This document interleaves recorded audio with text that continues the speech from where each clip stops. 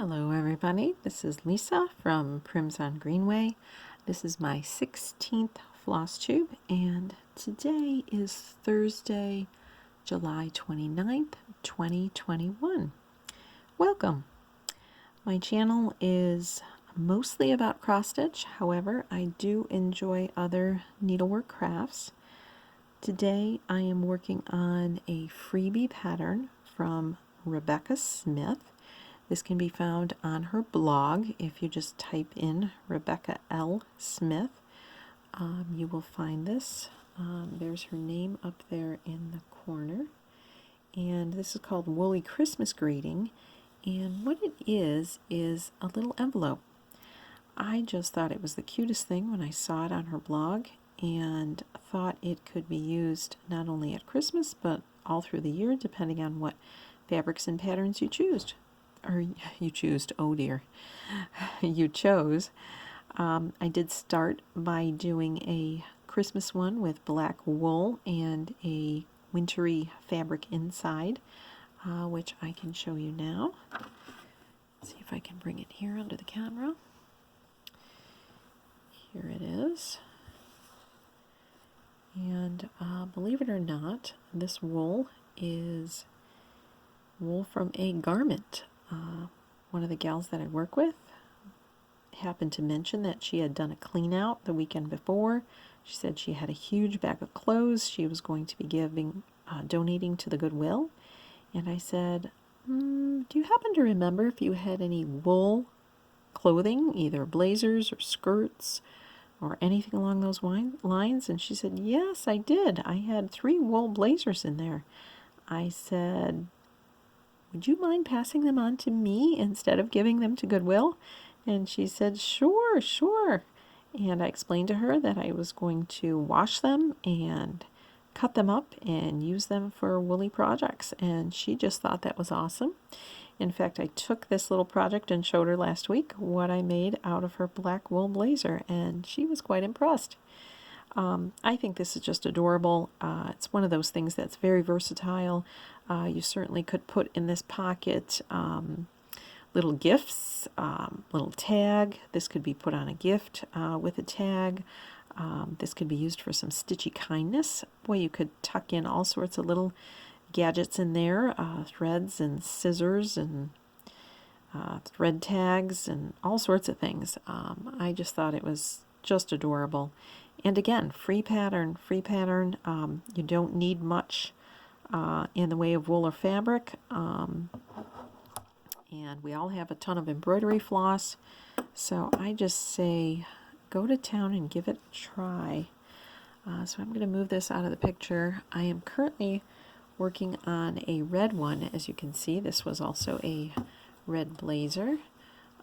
So the piece of wool that you need is not very big, probably about the size of your hand, although I have a big hand, but about the size of your hand. And then you need just a little bit of fabric to make this little shape to go inside. As you can see, this is going to look super cute against the red. I think it gives it a bit of a vintage look. And then you are going to need the pattern calls for chipboard, but my daughter this weekend made a cupcakes out of a yellow cake mix, and so here's my chipboard. It's just a little bit of some cardboard.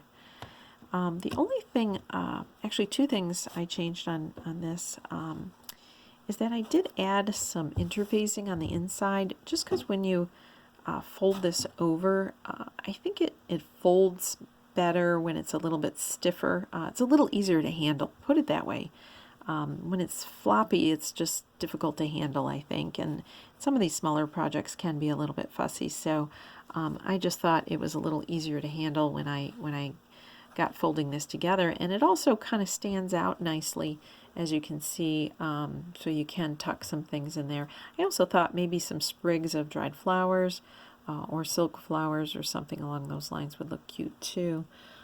So I did add some interfacing. I didn't put it here on top because this is kind of where this goes. And so once you put this cardboard underneath it, it kind of tucks up inside of there. That gives this area up here some stiffness anyways, but I really wanted it here on the flappy area, as you can see. On this red one, oh boy, I'm getting everything all tangled up. Oh dear. Let's move this out of the way. With this red one, the other thing I'm giving a try to is, you can see on the black, I used 2 strands of DMC embroidery floss, where here I'm just using 1 strand. I'm wondering if it'll give it a little bit of a more delicate look. I don't know if I'm going to say I like one over the other, but just something different. I'm all about experimenting, particularly when you're using things from your stash and using old blazers for the wool. I just love that. It really floats my boat to upcycle. Is that what they call it? Upcycle, reuse, recycle, whatever term you want to use. That's really up my alley. So basically I am doing the blanket stitch here around the edge. I am not the most proficient blanket stitcher out there.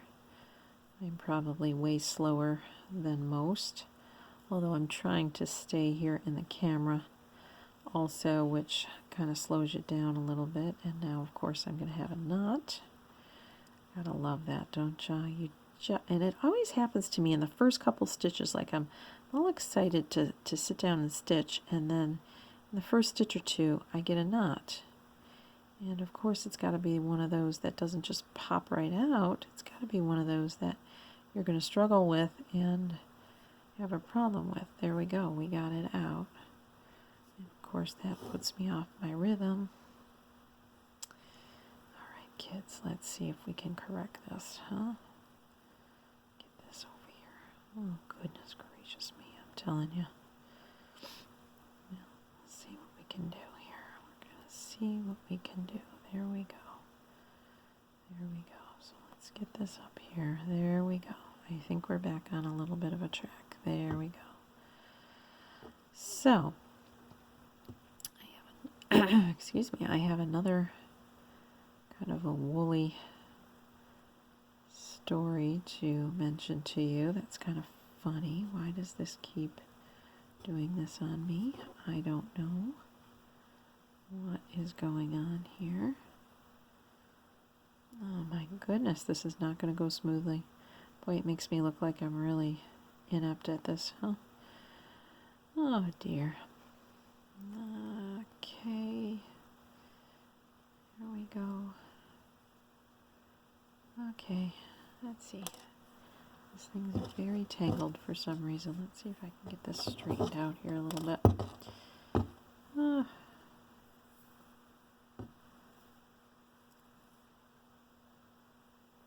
we go. Maybe that'll help. We'll see.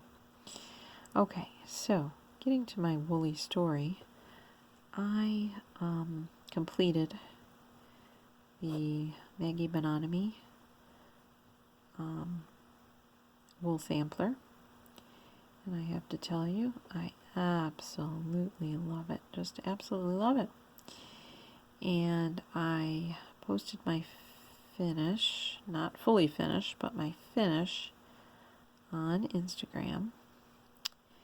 And one of the first comments came back saying, do you realize that you reversed the J and the K? Was that on purpose? And yeah, I did not realize that I had the J and the K reversed. Obviously, I don't yet know my alphabet. However, because when I do my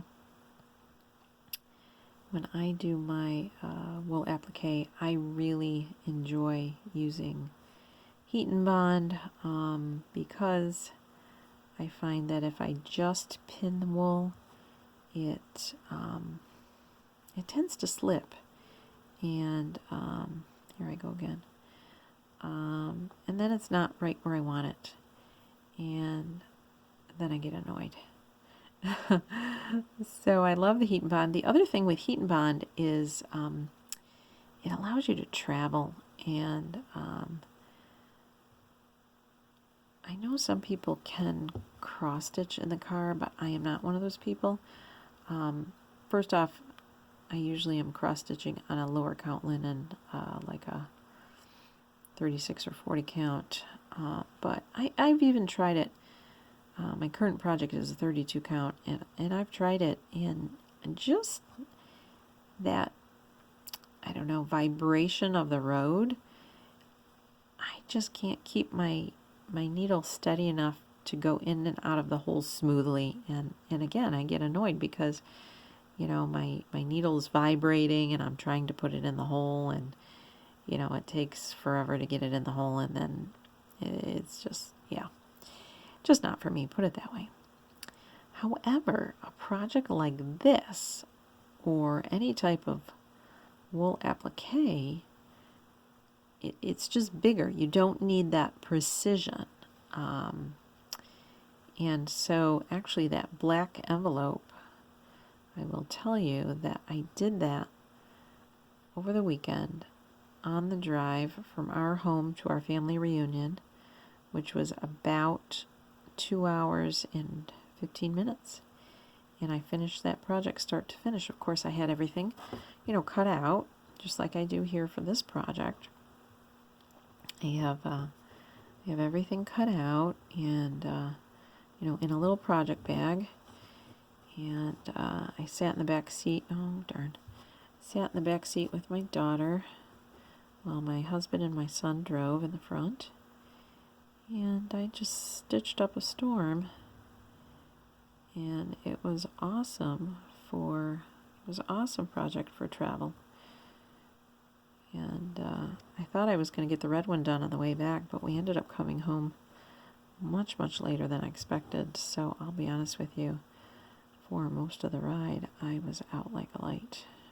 I was completely out like a light, and this is too short. Maybe I can wrap it around here. I don't know if I'm going to be able to do that. I need one of those pull-through things. And you know, I did have one at one point, and that's Nag Nabbit. And yeah, I can't find it. Well, for now, I'm just going to leave that be. I do have another needle ready to go. I thought that would make things a little easier. So here it is. If I can get it all untangled. I wonder if I went over this with that kind of anchor it back here. Putting it in the interfacing, I think anchors it pretty well. It probably won't pull out anyways, but I'm going to go ahead and do that. And see if that helps just a little bit. And I can loop it around here just a little hair. I'll loop it around. It'll do a little anchoring. Yeah, that works. That works. Let me cut that a little bit. There we go. So anyways, as I said, this is a fabulous travel project, and also just regular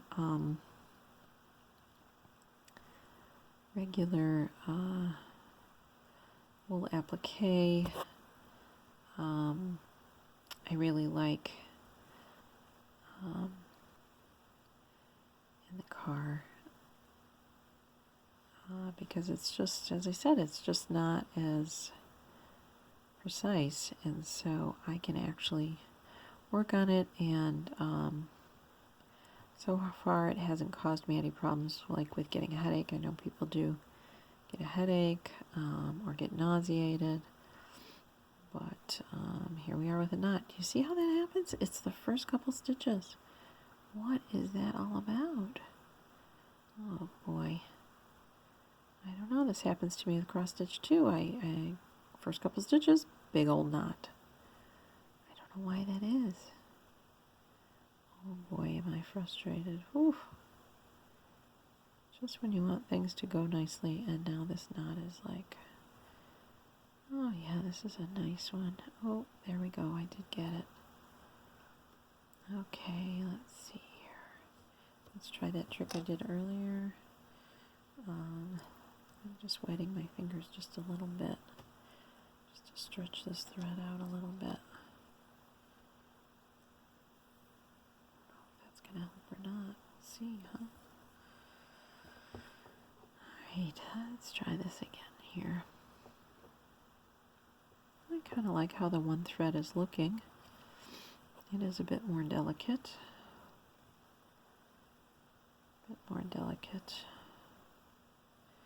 I hope everybody's summer is going well for them. It's going very quickly for me. Here in upstate New York, weather-wise, we had a bout of hot weather, but that was several weeks ago. And since then, I have to say it's been very, very pleasant. We are getting a little bit of rain here and there. I don't feel that it's excessive. Today it is raining, although it didn't rain all day. I was able to get out this morning and take my walk. The nights have been quite cool. There's many nights I did not need to put the air conditioner on. I could just open the windows and get a beautiful breeze. So I have to say, so far it's been a very pleasant summer. Of course, we'll see what August brings. I don't know if I've ever mentioned before, but over the past year and a half, 2 years, I've been trying to get in a walk every day. In the winter, it's much more difficult for me because I live on a, sorry for bouncing you guys around. I live on a road that's rural and thus do not have sidewalks. And so I walk on the side of the road. And in the summer, that's okay. However, in the winter, a lot of times I don't feel safe doing that because the road is full of snow and ice and slush. And although the speed limit is 30, people go way over that and go flying by me. So often in the winter, I don't walk. I do have an exercise bike that I use, but I truly feel that I don't get a great workout with that. And I've been debating about checking out Craigslist or something for a used, what are those called? Treadmills. Because you know how that goes. People get on an exercise kick, they buy a nice treadmill, and then, they use it for a couple months, and then it becomes like a clothes hanger, something like that. So I've been debating about looking, but space is at a premium in my house. I have me and my husband as well as 3 children living here, so I'll have to think about it. But getting back to my walks, I really do enjoy them. I actually am one of those people that are an early to bed, early to rise kind of person, and so on these summer mornings, I love getting outside about 5:45, 6 o'clock, when there's nobody around. It's super quiet, and these days, as I already said, it's been nice and cool, but in the heat of the summer, it's still cool at that time of the morning, and so it's still very pleasant to walk. I really don't like going out when the sun's blaring down at you and it's boiling and all that jazzmatazz. So I'm going to see if I can not get through to the other side of the fabric. I don't know if I'm going to be able to do this. I might have to. Well, no, I can't do that. I didn't plan this out very well because I really don't want to end this.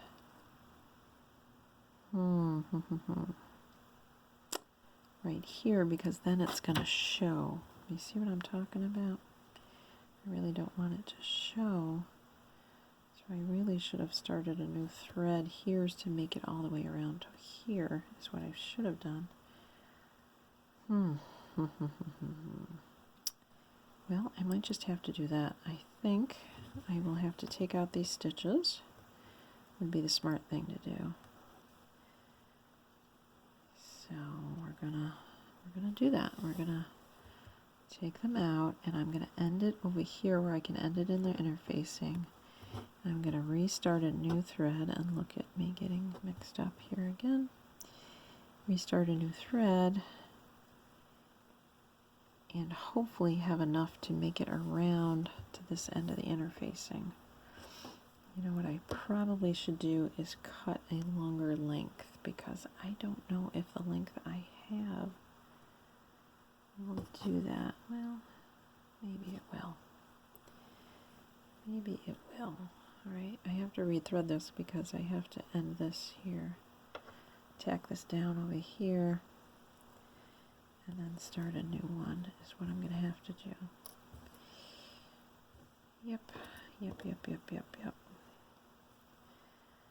So, I don't know if I told you, but I actually finished my quilt top. I posted it on Instagram when I had the first border done. I have not posted it since I had gotten the second border done. Where am I here? Am I in the screen? Holy moly. I didn't post it after my second border's done. I do have a picture of it because I took it to the a local quilt shop. She's about, I don't know, I guess a half an hour from me, in Utica, New York, and the name of her shop is Tiger Lily Quilt Shop, and it's a cute little shop. And I took it up there to be quilted, and before I handed it in, I asked her, I said, do you mind holding it up so I could take a photograph? Which she very generously did. So I do have a photograph of the quilt top, which I am very happy with. It, of course, was not perfect, being my first quilt, but I was happy to say I figured out that second border, and I did get it done, even though I originally made a mistake with it. I corrected it, even though it was fussy to correct. I did, and I got it done, and I took it in to be quilted. So when it's done, then I will have to learn how to put on a binding. I have never done that before. I can't imagine it's gonna be too hard. I try to look at things that way that I've never done. I say to myself, it can't be that bad. Other people have done it, so why can't I? So, I think when I pick it up, I'm going to maybe ask a little advice so that I kind of know what I'm doing. Alright, am I back on track here? Am I in the screen? I think I am. So I will try to ask some advice. You know, I have to say I've heard people talk about, with binding, talk about cutting the fabric on the bias, which I think is just cutting it on a diagonal so that it's a bit stretchy, I think. However, on this quilt pattern, it does not say to do that. In fact, to make it a little parter, what you're supposed to do is use the offcuts from the quilt to make the binding, and so I haven't done that yet, but you're supposed to sew them all together, and so it's going to be a binding that's made up of multicolored fabrics that were not cut on the bias, and then I guess you machine quilt it on one side and sew it on the other. That's what I see most people do. In the book, it kind of gives some instructions on that. And so I figure sewing it on, well, first off, sewing the pieces together shouldn't be too hard. I haven't tackled that yet. I probably should do that and have it ready to go so that when I pick it up, I can put it on.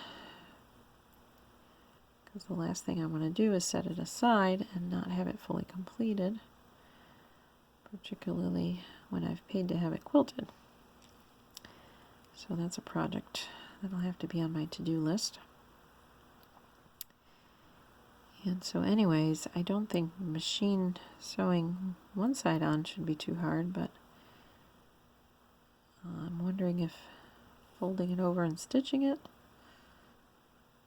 doesn't sound too hard, but I guess we'll see. I guess we'll see how that goes. So is this going to be enough to make it over this? Oh, I hope so. I hope I'm going to have enough here, kids, to make it over to the top here. Whoopsie-doo. Go there.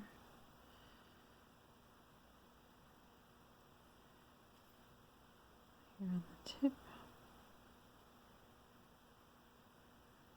Come on, little guy. Let's see if I move this over just a little bit like that. That should do the trick.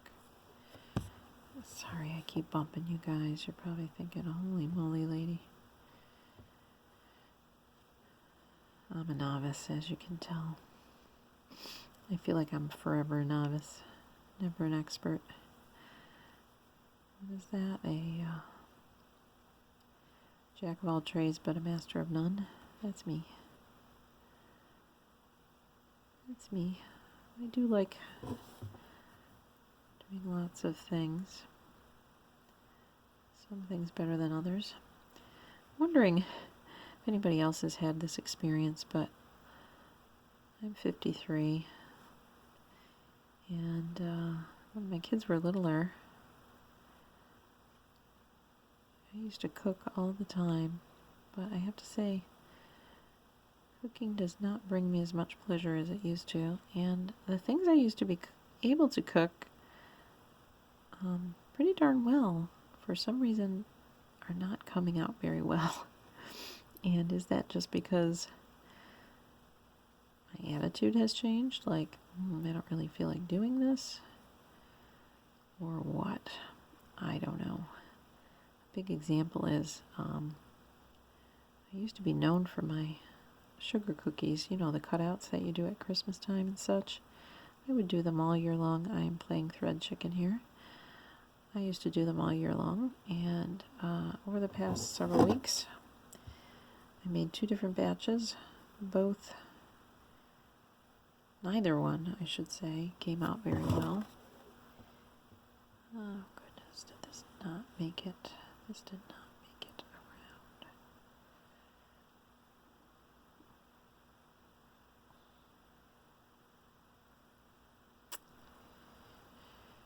around. Well, I wonder if I just go down straight here, tuck it under. You probably won't be able to notice it very much, will you? I think I'll be fine doing that, don't you think? Oops, not in the picture. I think if I tuck that down in there and cover it, I don't think I'll be able to see it. Yeah, neither one of my batches came out very good, and I don't know. I said to my husband, I'm not sure why. I put all the ingredients in, blah, blah, blah. The only thing I could think of is these cookies take baking soda and cream of tartar, and sometimes with my baking soda and cream of tartar, I don't use it that frequently, and so I can lose track of how old it is, and maybe they're too old. So I did today, in fact, go out and buy some more. Not that I made another batch of cookies, but I did buy some more fresh ones just to see if next time I make them that makes any difference, that maybe the ingredients were just too old. I don't know. But they just were not the same cookies. That's all I have to say. So I don't know what that's all about. Well guys, I almost made it all the way around. I still have about this much to go. But I think I'm going to end this video here. And I wish you guys a good night. And when I finish this one, I will post both of them side by side on my Instagram, so keep your eyes peeled. I am hoping to do a Flosstube soon, and I hope you guys enjoyed this stitch along. I usually use these types of things for background as I'm stitching away, so hopefully you'll excuse my being out of the picture, out of focus, lots of knots, etc., etc. And take time for yourself. It is summertime. Take time to relax before the crazy starts again in the fall. And be safe, be well, and stitch all you can. Bye for now.